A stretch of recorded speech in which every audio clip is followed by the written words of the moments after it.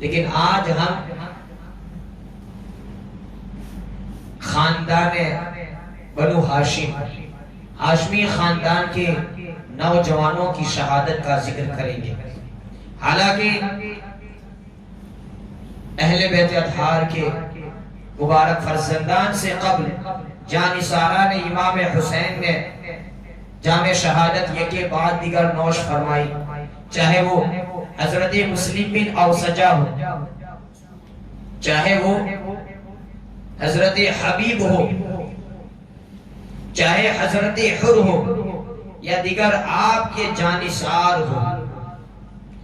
کربلا کا میدان آج بھی شاہد ہے، جب تک جانثارہ نے امام حسین میں سے ایک بھی باقی تھا، جب تک امام حسین کے ساتھیوں میں سے ایک بھی فرد کربلا کے میدان میں موجود تھا، کربلا کا میدان شاہد ہے ان یزیدیوں کا ایک بھی تیر حسینی خیموں تک نہیں پہنچا۔ اس لیے کہ جانثارہ نے امام حسین نے اہل بیت اطہار کی حفاظت میں یزیدی لشکر کے سامنے اپنے سینوں کو کھول دیا تھا اور یہ کہہ رہے تھے ہمارے سینوں کو چھلنی کیا جا سکتا ہے، ہمارے سینوں پر تیروں اور نیزوں اور تلواروں کی برسات تو کی جا سکتی ہے، لیکن ہم اہل بیت کے ایسے وفادار ہیں جب تک ہمارے جسم میں جان رہے گی ایک بھی تمہارا تیر حسینی خیمے تک نہیں پہنچے گا۔ اور وہ 32 جانثاروں نے بتا دیا ہماتن جہاں تک آپ سے ہو سکا دلیری کے ساتھ، بہادری کے ساتھ، شجاعت کے ساتھ آپ ان یزیدیوں کے تیروں کو آپ کے سینوں پر لیتے رہے، ان کی تلواروں کی برسات آپ کے جسموں پر ہوتی رہی۔ ان کے گروہ نے جانثارہ نے امام حسین کے جسموں کو روندنا شروع کیا، لیکن جب تک جانثارہ نے امام حسین میں سے ایک بھی فرد کربلا کے میدان میں باحیات تھا، نہ ان کا تیر پہنچا، نہ ان کے تیر کی ہوا پہنچی، نہ ان کے تیر کا کوئی اثر پہنچا۔ لیکن جب یکے بعد دیگر اور مجموعی طور پر جانثارہ نے امام حسین جام شہادت نوش فرماتے ہیں تو اب بات آتی ہے خاندان بنو ہاشم کی، جب بات آتی ہے حسینی شہزادوں کی، علی کے لاڈلوں کی، مصطفیٰ جان رحمت کے دلاروں کی، فاطمہ کے جگر پاروں کی، تو ان میں بھی سب سے پہلے حضرت عبداللہ ابن مسلم بن عقیل آپ آگے آتے ہیں اور امام کی بارگاہ سے اجازت طلب کرتے ہیں۔ کون ہے حضرت عبداللہ بن مسلم بن عقیل؟ امام حسین کہتے ہیں کیسے میں تمہیں اجازت دوں، حالانکہ اس سے پہلے تمہارے والد نے حضرت مسلم نے میرے لیے جام شہادت کو نوش فرمایا ہے، کیسے میں تمہیں اجازت دوں؟ اس سے پہلے تمہارے دو بھائی محمد اور ابراہیم نے میری وجہ سے جام شہادت نوش فرمایا ہے، آپ کے خاندان کے 3 افراد کو ایک ساتھ شہید کر دیا جائے، آپ کو میں کیسے اجازت دے سکتا ہوں؟ حضرت عبداللہ کہتے ہیں امام مجھے بھی اجازت دے دے تاکہ میں بھی اپنے والد اور بھائیوں سے جا ملوں۔ لہٰذا حضرت مسلم بن عقیل کے شہزادے حضرت عبداللہ، حضرت عقیل کے پوتے حضرت عبداللہ آتے ہیں اور آپ بھی خاندان اہل بیت میں سے کربلا کے میدان میں سب سے پہلے جام شہادت نوش فرماتے ہیں۔ انا للہ و انا الیہ راجعون۔ اور آپ کے بعد حضرت علی کے وہ فرزندان جو سیدہ فاطمہ الزہرا رضی اللہ تعالی عنہا کے علاوہ دیگر ازواج کے بطن سے تھے، شکم سے تھے، وہ کربلا کے میدان میں آتے ہیں، امام حسین سے اجازت طلب کرتے ہیں۔ آپ کے بھائی حضرت علی کے وہ شہزادے جو دیگر ازواج سے تھے، انہوں نے امام حسین کو کربلا کے میدان میں اپنا بھائی نہیں سمجھا، امام حسین کو واقعی امام سمجھا اور کہیں کہ ہم بھائی پر نہیں امام پر قربان ہونا چاہتے ہیں۔ یہاں تک کہ شمر سے رشتہ داری کی وجہ سے شمر نے امان کا پروانہ بھی آپ کے تعلق سے لکھوایا تھا، بھیجا تھا، لیکن آپ کہتے ہیں حضرت علی کے وہ شہزادے کہتے ہیں کہ جب حسین ابن علی سے علی کے لیے امان نہیں، نواسے رسول کے لیے امان نہیں، تو ہمیں بھی امان کی ضرورت نہیں ہے، اللہ تعالی ہمارا محافظ ہے۔ اور آپ بھی اپنے بھائی امام حسین پر اپنی جانوں کو قربان کرتے ہوئے جام شہادت نوش فرماتے ہیں۔ اور ان کے بعد آتے ہیں حضرت قاسم۔ حضرت قاسم حضرت امام حسن مجتبی کے بیٹے، جن کی نسبت امام حسین علیہ السلام کی شہزادی حضرت سکینہ کے ساتھ ہو چکی تھی۔ حضرت قاسم امام حسین سے اجازت طلب کرتے ہیں۔ امام حسین کہتے ہیں کس لیے میں تمہیں اجازت دوں؟ کیا تمہیں میں کربلا کے میدان میں خون میں لت پت ہونے کی اجازت دے دوں؟ کیا ان یزیدیوں کے تیروں کا نشانہ بننے کی میں تمہیں اجازت دے دوں؟ ان یزیدیوں کی تلوار کی برسات وہ تمہارے جسم پر برسائے، اس کی میں اجازت دے دوں؟ حالانکہ تم میرے بھائی حسن مجتبی کی آخری علامت ہو، آخری نشانی ہو، میں تمہیں ہرگیز کربلا کے میدان میں جانے کی اجازت نہیں دے سکتا۔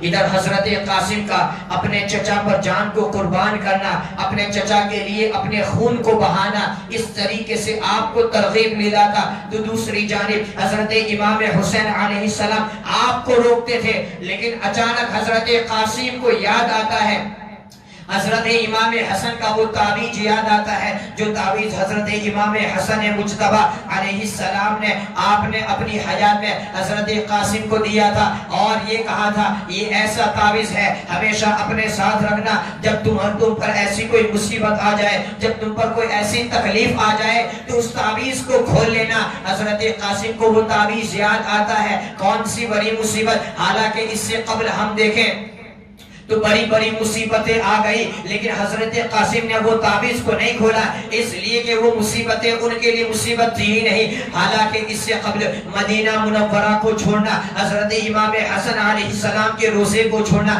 سیدہ فاطمہ زہرا رضی اللہ تعالی عنہا کے روزے کو چھوڑنا، خود نانا جان سید المرسلین صلی اللہ علیہ وسلم کے مقدس شہر کو چھوڑنا، یہ کوئی کیا کم مصیبت تھی، لیکن اس کے باوجود آپ نے اس کو کچھ مصیبت نہیں سمجھا۔ 4 شعبان کو مدینہ چھوڑ کر یہاں تک کہ مکہ شریف میں آتے ہیں، اور پھر اس کے بعد حرم شریف کو چھوڑنا یہ بھی ایک مصیبت ہے، پھر اس کے بعد کربلا کے میدان میں آنا، قریب 1700 کلومیٹر کا سفر میرے امام نے اپنے خاندان کے ساتھ، اہل بیت کے ساتھ، جوانوں کے ساتھ، مستورات کے ساتھ، بچوں کے ساتھ، اس طریقے سے آپ نے وہ سفر طے کیا ہے، پیدل سفر کو طے کیا ہے، مسلسل سفر کی صعوبتوں کو برداشت کرنے کے باوجود بالآخر امام حسین علیہ السلام کربلا کے میدان میں پہنچتے ہیں، اور اتنا طویل سفر چچا کے ساتھ، امام حسین کے ساتھ حضرت قاسم کا اختیار فرمانا آپ نے اس کو تکلیف نہیں سمجھا۔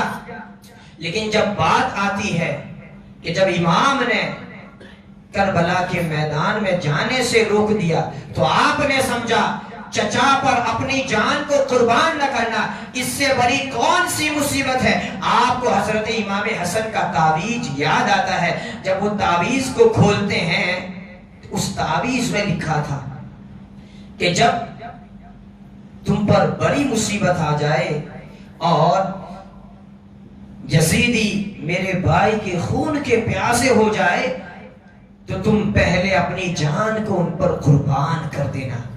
اب خوش و خرم، فرحت و شادمانی کے ساتھ، یعنی امام حضرت قاسم کے چہرے پر خوشی کے آثار ظاہر ہو گئے، اس لیے کہ اب امام حسین کی بارگاہ میں جاتے ہیں اور کہتے ہیں میں گزارش نہیں کر رہا ہوں بلکہ اب تو میں فرمان لے کر آیا ہوں، میں عاجزی نہیں کر رہا ہوں، حکم لے کر آیا ہوں، اس لیے کہ آپ پر قربان ہونے کے لیے آپ کے بھائی اور میرے والد نے مجھے یہ تعویذ دیا تھا، اب آپ کو مجھے کربلا کے میدان میں بھیجنا ہی پڑے گا۔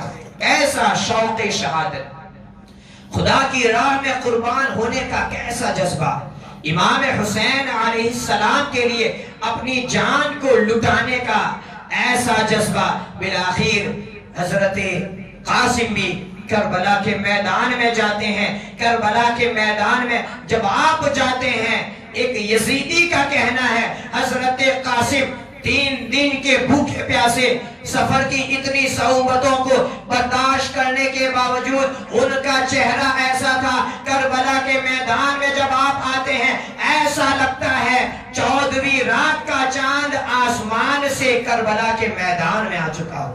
14ویں رات کا وہ نورانی چاند کا ٹکڑا کربلا کے میدان میں آ چکا ہو. اور اس طریقے سے یزیدیوں کو للکارتے ہوئے جب اپنی آواز کو بلند کرتے ہیں، ارزق کو جب عمر ابن سعد کہتا ہے کہ اس نوجوان کے سامنے تو جا، تو ارزق اپنی توہین اور گستاخی سمجھتا ہے کہ اس کے سامنے میں جاؤں.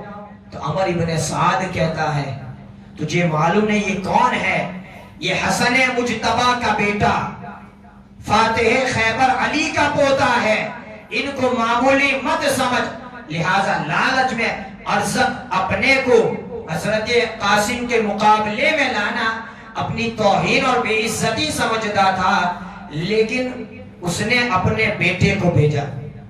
جیسے ارزق جس کی بہادری، جس کی شجاعت، جس کے دلیری پر سارے کوفی لشکر کو ناز تھا، ارزق کا بیٹا آتا ہے، حضرت قاسم کے ایک وار نے اس کو فنار کر دیا اور اسی کی تلوار آپ نے ہاتھ میں لے لی. جب بھائی کو خون میں اور گرد و غبار میں لٹ پٹ دیکھ کر اس کا دوسرا بھائی آتا ہے، اس کو بھی آپ فنار کر دیتے ہیں. دوسرے بھائی کو جب جہنم رسید ہوتے ہوئے دیکھتے غیظ و غضب کے عالم میں اس کا تیسرا بیٹا بھی آتا ہے، تیسرے بیٹے کو بھی ایک وار میں آپ فنار کر دیتے ہیں. یہاں تک کہ بالآخر چوتھا بیٹا بھی آتا ہے. یکے بعد دیگر ارزق کے چاروں بیٹوں کو حضرت قاسم علیہ السلام نے جہنم رسید کر دیا. جب چاروں بیٹوں کو اس طریقے سے حضرت قاسم کے وار کو دیکھتے ہوئے جب دیکھا کہ میرے چاروں بیٹے یکے بعد دیگر قتل کر دیے گئے ہیں، تو چاروں بیٹوں کا بدلہ لینے کے لیے وہ ارزق جو پہلے حضرت قاسم کے سامنے اپنے آپ کو لانا اپنی گستاخی سمجھتا تھا، اپنی توہین سمجھتا تھا، لیکن مجبور کر دیا.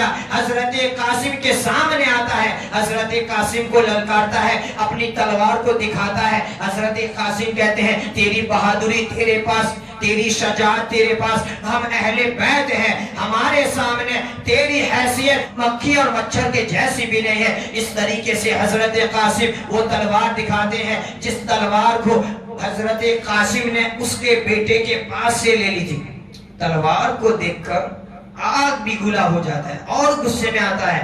حضرت قاسم کہتے ہیں یہ تلوار تیرا بیٹا مجھے تحفے میں دے کے گیا ہے. اس کا غصہ انتہا تک پہنچ جاتا ہے اور حضرت قاسم کے مقابلے میں آتا ہے. حضرت قاسم کہتے ہیں اتنا بڑا بہادر، ابھی تجھے گھوڑے کی زین کسنے کا سلیقہ بھی نہیں معلوم. زین کی طرف دیکھتے ہیں، علی کے لال نے تلوار کا ایسا وار کیا اس کے جسم کے 2 ٹکڑے ہوئے اور ارزق کو فنار کر دیا. اور پھر حسینی خیمے میں حضرت قاسم آتے ہیں اور چچا زان کو پکارتے ہیں، یا اماں العطش العطش. چچا زان پیاس کی شدت ہے، پیاس کی شدت ہے. حضرت امام حسین کہتے ہیں کہ آخری لمحات ہے، اب تمہیں یہاں کا پانی نہیں بلکہ نانا جان کے ہاتھوں کوثر کا پانی تمہیں ملنے والا ہے. پھر اس کے بعد پھر سے آپ یزیدی لشکر میں جاتے ہیں. میں تو یہ سمجھتا ہوں 3 دن کے بھوکے پیاسے حضرت قاسم کا جواب مردی کے ساتھ ارزق اور اس کے بیٹے کو جہنم رسید کرنے کے بعد امام حسین کے پاس آنا اور پھر سے اسی بارونق چہرے کے ساتھ اور طاقت و قوت کے ساتھ بھوک اور پیاس کی شدت کے احساس کو ختم کرنے کے بعد یزیدی لشکر میں جانا، میں یہ سمجھتا ہوں حضرت قاسم ہو چاہے حضرت عباس ہو چاہے حضرت علی اکبر ہو، ایک بار جانے کے بعد ایک بار جانے کے بعد حضرت امام حسین کے پاس آنا، امام حسین کے چہرے کا دیدار کرنا، آپ کی زیارت میں اللہ تبارک و و تعالیٰ نے ان ہاشمی نوجوانوں کے لیے ایسی راحت رکھی تھی کہ آپ کے چہرے کو دیکھ کر ان کی بھوک و پیاس کا احساس ختم ہو جاتا تھا. آپ کے چہرے کے دیدار سے ان کو ایسی روحانی قوت ملتی تھی کہ وہ پھر سے لشکر میں چلے جاتے تھے.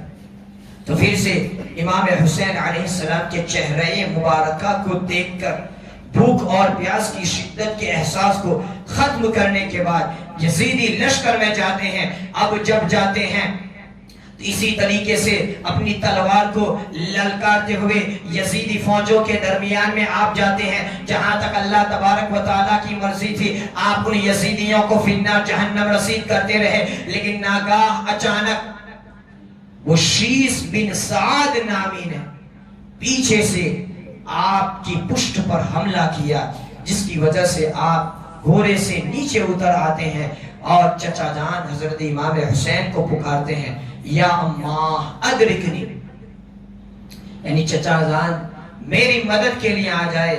حضرت امام حسین علیہ السلام حضرت قاسم کے پاس جاتے ہیں. آپ کے چہرے مبارکہ سے گرد و غبار کو صاف کرتے ہوئے حضرت قاسم اپنے آخری سانسوں کو امام حسین علیہ السلام کی گود میں بسر کرتے ہوئے زبان حال سے یہ عرض کر رہے ہیں کہ گواہ رہنا میرے والد اور آپ کے بھائی حضرت امام حسن مجتبی کے پاس ان کی بارگاہ میں کہ آپ کے بھتیجے نے آپ کے لیے اپنی جان کو قربان کر دیا. انا للہ و انا الیہ راجعون. اس کے بعد حضرت عباس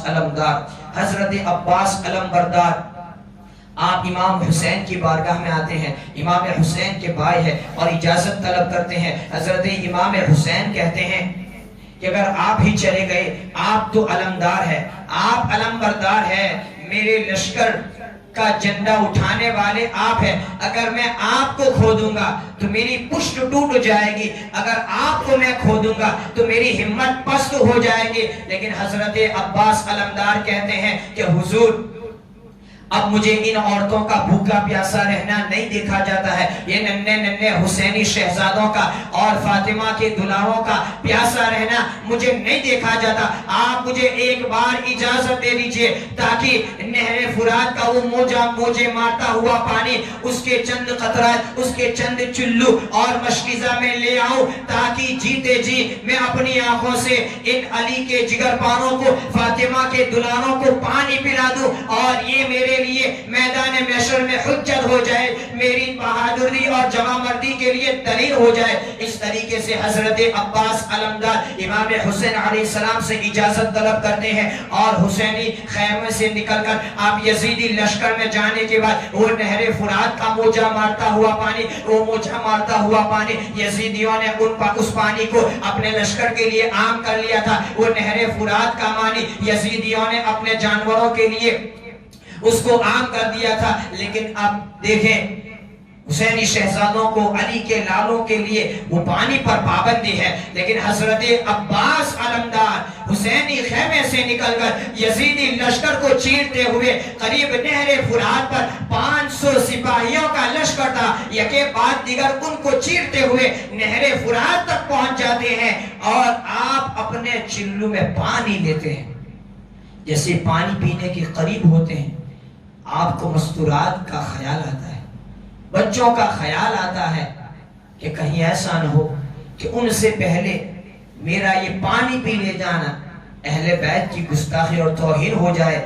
حضرت عباس علمدار اگر چاہتے تو آپ پانی پیتے، شرعاً آپ مجرم بھی نہ ہوتے، لیکن محبت نے، وفاداری نے آپ کو، عقیدت نے پانی نہیں پینے دیا. اگرچہ نہر فرات میرے سامنے ہے، لیکن جب تک فاطمہ کا ایک چھوٹا سا بچہ بھی پیاسا ہوگا میں پانی نہیں پیوں گا. اور پھر آپ مشکیزے کو بھرتے ہیں حسینی خیموں میں لے جانے کے لیے اور اسی طریقے سے اپنے گھوڑے کے ساتھ آگے بڑھتے ہیں. وہ یزیدی دیکھتے ہیں کہ صرف حضرت عباس ایک پہلوان، ایک مرد جو ہمارے پورے لشکر کو چیرتا ہوا اب نہر فرات کے قریب آ کر مشکیزے کو لے کر جائے، جب یہ بھوکے پیاسے ہیں، تب ان کا یہ عالم ہے تو یہ پانی پی لے تو کیا ہوگا؟ لہٰذا حضرت عباس پر یہ ٹوٹ پڑنے لگتے ہیں۔ اس طریقے سے زرارہ نمی بدبخت نے آپ کے ہاتھ پر تلوار چلائی، آپ کا ایک ہاتھ کٹ جاتا ہے، اس کے باوجود آپ نے وہ مشکیزے کو دوسرے ہاتھ میں پکڑ لیا، ایک ہاتھ اسی ہاتھ میں مشکیزہ آپ لٹکائے ہوئے ہیں اور اسی ہاتھ سے آپ تلوار چلا رہے ہیں۔ جب دوسرے ہاتھ پر آپ پر حملہ ہوتا ہے، دوسرا ہاتھ بھی، دوسرا بازو بھی آپ کا کٹ جاتا ہے، وہ مشکیزے کو آپ اپنے منہ میں لے لیتے ہیں، اسی منہ میں مشکیزہ بھی ہے اور گھوڑے کی لگام بھی ہے، اور اسی طریقے سے آگے بڑھتے ہیں۔ یہ یزیدی دیکھتے ہیں کہ اس طریقے سے لڑتا ہوا ہم نے کسی کو نہیں دیکھا ہے، اگر یہ پانی پہنچ گیا تو کیا ہو جائے گا؟ بالآخر ایک بدبخت اپنے تیر کو چلاتا ہے اور مشکیزے کو سوراخ کر دیتا ہے، وہ سارا پانی گر جاتا ہے، اور ادھر حضرت عباس امام حسین علیہ السلام کی بارگاہ میں آتے ہیں، گرتے ہیں، کہتے یا اخا ادرکنی، اے بھائی آپ میری خبر گیری کیجئے۔ حضرت امام حسین علیہ السلام حضرت عباس کے پاس آتے ہیں، اور وہ جملہ جو پورے کربلا کے سفر میں امام حسین سے نہیں نکلا تھا، حضرت عباس کی شہادت پر آپ کہتے ہیں الآن انکسر ظہری، اب میری کمر ٹوٹ گئی، یعنی بھائی کا ایسا سہارا تھا۔ حضرت عباس کی آپ کو ایسی پشت پناہی تھی، آپ کہتے الآن انکسر ظہری، آج میری کمر ٹوٹ گئی۔ حضرت عباس علمدار کے بعد حسینی خیموں میں علی کے لال اسی انتظار میں ہے کہ کب ہمیں اجازت ملے۔ خاندان کے افراد کا یکے بعد دیگر شہید ہونا ان کے حوصلوں کو پست نہیں کرتا ہے، بلکہ ان کے حوصلوں میں اور مزید اضافہ فرماتا ہے، اس لیے کہ ان کی پیدائش ہی دین پر شہید ہونا، ان کی پیدائش ہی دین پر قربان ہونے کے لیے ہوئی ہے۔ لہٰذا حضرت قاسم ہو، چاہے حضرت عباس ہو، چاہے حضرت عبداللہ ہو، چاہے حضرت علی کے دیگر فرزندان ہو، اور اس کے بعد اجازت طلب کرتے ہیں۔ کون اجازت طلب کرنے والے؟ اجازت طلب کرنے والے وہ ہیں جن کو حضرت امام حسین علیہ السلام کا نور نظر، حضرت امام حسین علیہ السلام کا لخت جگر، ہم شبیہ پیمبر یعنی حضرت علی اکبر رضی اللہ تعالی عنہ کہا جاتا ہے۔ آپ باپ کی بارگاہ میں، حضرت امام حسین کی بارگاہ میں آتے ہیں کہ مجھے بھی اجازت دے دی جائے، جس طریقے سے میرے بھائیوں نے آپ پر اپنی جانوں کو قربان کرتے ہوئے، آپ پر جانوں کو قربان کرتے ہوئے حضور رحمت للعالمین صلی اللہ علیہ وسلم کے ہاتھوں جام کوثر کو نوش فرمایا ہے، آپ کا یہ شہزادہ، آپ کا یہ بیٹا آپ سے اجازت طلب کر رہا ہے۔ امام حسین علیہ السلام کہتے ہیں کیسی اجازت دے دوں، میں نے تیری ہر خواہش کو پوری کی ہے، میں نے تیری ہر منشا کو پورا کیا ہے، لیکن آج جو تو چاہ رہا ہے، آج جو تو کہہ رہا ہے کیسے کروں؟ لیکن قربان جاؤ، ہم اپنے بیٹوں کو بھیجتے ہیں، اگر کسی جگہ پر بھیجنا ہے تو ہم ان کو سجا کر، نہلا کر، اچھے کپڑے پہنا کر بھیجتے ہیں، لیکن یہ دین کے نام پر شہید ہونے والے حضرت امام حسین علیہ السلام اپنے بیٹے کو بھیج رہے ہیں۔ خدا کی بارگاہ میں جانا ہے، ایسے نہیں بھیجوں گا، خدا کی بارگاہ میں بھیجنا ہے، عام معمولی انداز میں نہیں بھیجوں گا۔ حضرت امام حسین علیہ السلام اپنے بیٹے حضرت علی اکبر کو جام شہادت کے لیے، خدا کی بارگاہ میں بھیجنے کے لیے ایسا انتظام کرتے ہیں، آپ کے کپڑوں کے گرد و غبار کو صاف کر کے، آپ کے چہرے کے گرد و غبار کو صاف کرتے ہوئے، آپ کے چہرے مبارکہ پر حسینی ٹوپی پہنا کر، آپ کے کاندھے پر زین وغیرہ کو کستے ہوئے، اور اس طریقے سے تلوار دے کر آپ ان یزیدیوں کے سامنے بھیجتے ہیں، کیونکہ خدا کی بارگاہ میں جا رہے ہیں۔ اور جب حضرت علی اکبر کربلا کے میدان میں ان یزیدیوں کے شمس ان کے سامنے آتے ہیں، اللہ تعالیٰ نے آپ کا چہرہ ایسا بنایا جیسے مصطفیٰ جان رحمت نے کربلا کے میدان میں اپنے حسن و جمال جہاں آرا کو بخیرنا شروع کر دیا ہو، اس لیے کہ آپ ہم شبیہ رسول تھے، اللہ کے رسول صلی اللہ علیہ وسلم کے ہم شکل تھے۔ مصطفیٰ جان رحمت نے اپنے جلووں کو بکھیرا ہو. اس طریقے سے کربلا کا وہ منظر نظر آ رہا تھا اور للکارتے ہوئے کہتے ہیں انا علی ابن حسین ابن علی نحن اہل البیت اولا بالنبی. میں علی کا پوتا، خیبر شکن کا پوتا، حسین کا شہزادہ علی اکبر ہوں. نحن اہل البیت اولا بالنبی، ہم اہل بیت ہیں جو حضور سے سب سے زیادہ قریب ہے. کون ہے ہمارے سامنے آنے والا؟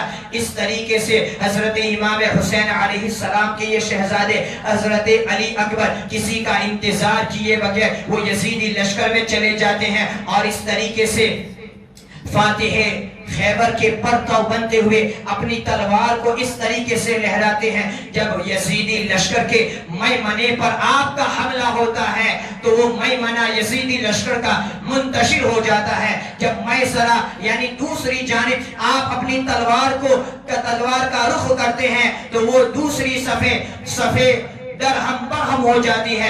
اس طریقے سے یزیدی لشکر کے قلب پر آپ شمشیر زن ہو کر جب غوطہ زنی کرتے ہیں تو وہ قلب ان کا ٹوٹ جاتا ہے. اس طریقے سے آپ چاروں اور اپنی تلوار کو چلاتے چلاتے آپ دکھا دیتے ہیں کہ یہ کوئی معمولی نہیں ہے، یہ وہ ہے جن کی رگوں میں واقعی میں علی خیبر شکن کا خون دوڑ رہا ہے.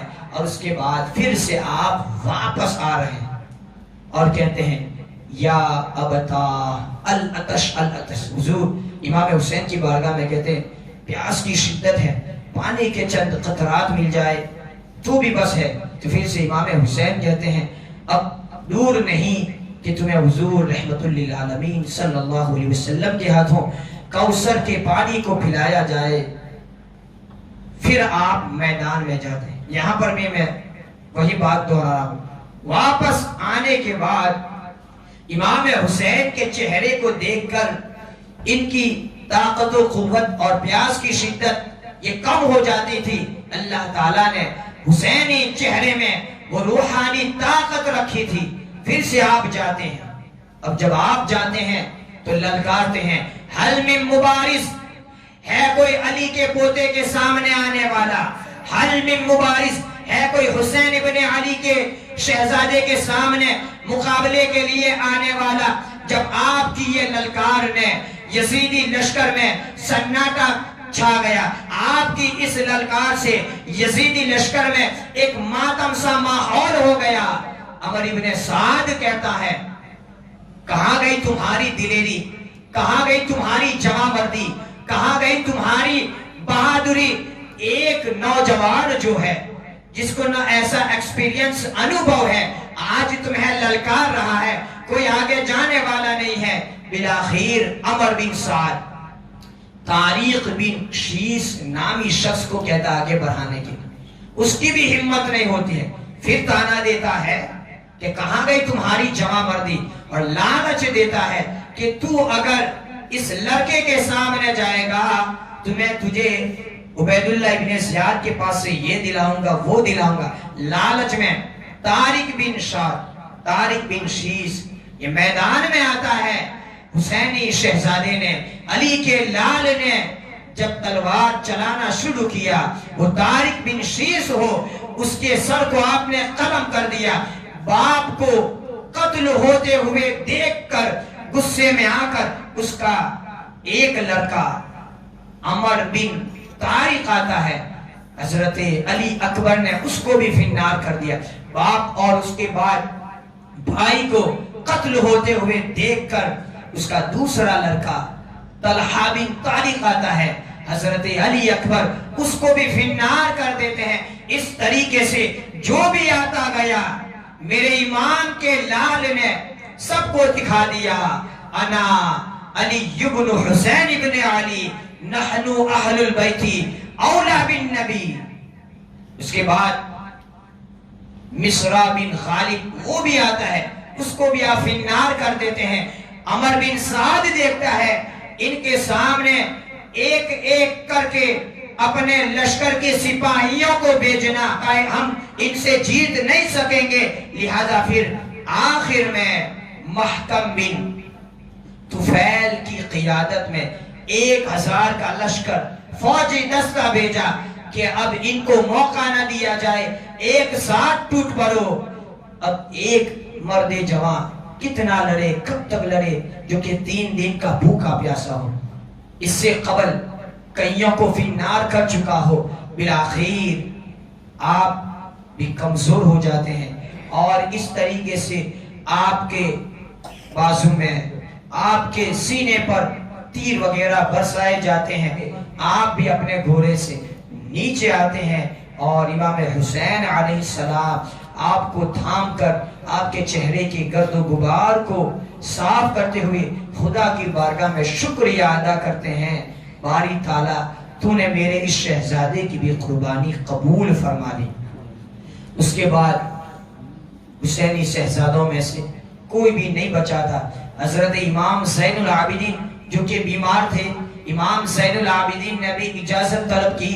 हजरत इमाम हुसैन ने मना कर दिया। क्यों मना किया, क्यों जाने नहीं दिया, इंशाअल्लाह उसकी तफसील हम कल जुमा में या और किसी मौके पर बयान करेंगे, उसमें क्या मसलहत थी।